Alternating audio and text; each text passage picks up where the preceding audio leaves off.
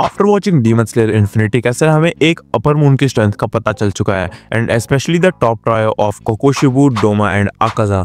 एक तरफ आकाजा के आगे third strongest Hashira Demon Slayer mark के साथ भी उसका कुछ खास नहीं बिगाड़ पा रहा था and on the other hand Doma तो शिनोबू को खेल खेल में डिवॉर कर गया था एंड कोकोशिबू उसकी ऑरा फार्मिंग हुई है बस। एंड लेट्स सी कि why the hell Kokushibo is the most dangerous and the most well written character in the entire Demon Slayer franchise. Kokushibo अपनी ह्यूमन फॉर्म में मून ब्रीथिंग का use करता था and वो आज तक का सेकंड स्ट्रॉन्गेस्ट हाशिरा था एंड उसके बाद आज तक की सेकंड स्ट्रॉन्गेस्ट ब्रीथिंग फॉर्म थी। बावजूद इसके उसकी ब्रीथिंग फॉर्म एक्सटेंड हो चुकी है हमारे करंट एरा में एंड सुकीकोनी ब्लड लाइन ही इतनी पावरफुल है कि उस ब्लड लाइन का मुइचिरो तोकितो सिर्फ 14 साल की उम्र में एक हाशिरा है। नाउ अब वीडियो में आगे स्पॉइलर हो सकते हैं, so watch at your own choice.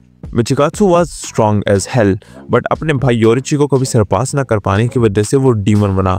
उसने सब कुछ त्याग दिया, his wife, his children, his honour and his everything. Now इतना स्ट्रॉन्ग डिटर्मिनेशन मिचिकात्सु में कोकोशिबू बनने के बाद भी रहा एंड वो अपनी स्किल्स को शार्प करता ही रहा एंड करता ही रहा फॉर अराउंड 460 ईयर्स। कोकोशिबू इतना पावरफुल और डेंजरस है कि उसने आज तक मल्टीपल हाशिरास को मारा है। इनफैक्ट उबुयाशी की फैमिली के एक किसी पुराने लीडर का हेड भी वो मुजान के लिए एज अ गिफ्ट लाया था just to win his trust. मतलब he operates on a different level. Demon Slayer की डेटा बुक्स और मांगा ये तो क्लियर कर देती है कि जब एक ब्रीथिंग यूजर डीमन बनता है तो उसका पोटेंशियल नेक्स्ट लेवल पे हो जाता है। एक आपको कोई देख लो, उसे कुछ टाइम हुआ था डीमन बने हुए and he was able to move too quickly.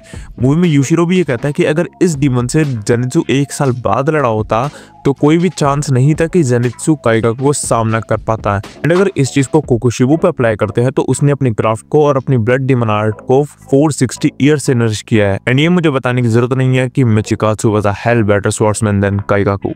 Infinity castle में कोकोशिबू का सामना सबसे पहले अपने ही डिसेंडेंट मुइचिरो से होता है एंड मुइचिरो जैसा अनफेज्ड एंड रिएक्शनलेस बंदा भी कोकोशिबू के प्रेजेंस से फ्रीज हो जाता है।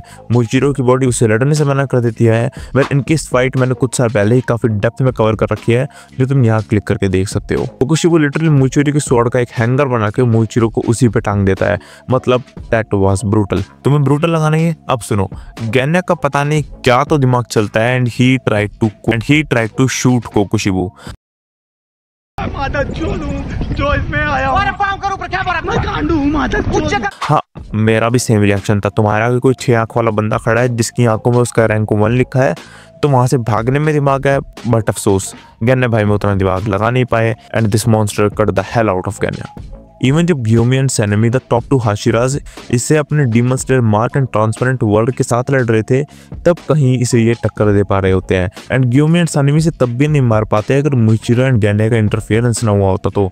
गैन्या ने तो इवन इसके एक जगह रोकने के लिए हानतेंगु की ब्लड डीमन आर्ट का यूज करा था। इवन जब कोकोशिबू हार जाता है ये वापस रीजनरेट हो जाता है एंड अब कोकोशिबू को इन दी वेरिएंट नर्फ कर दिया जाता है। बट कोकोशिबू का इम्पैक्ट स्टोरी भी बहुत डीप रहता है। लाइक मुइचिरो एंड गैन्या को लिटरली वो स्टोरी से ही एलिमिनेट कर देता है। बट मेरा एक पर्सनल ओपिनियन ये है कि पूरे डीमन स्लेयर में एक बार कोकोशिबू एंड तांजीरो का आमना सामना दिखाना चाहिए था। लाइक कितना इंटेंस होता वो पूरा सीन, कितना क्रेजी होता वो पूरा माहौल जब कोकोशिबू तांजीरो में अपने छोटे भाई योरिची को देखता।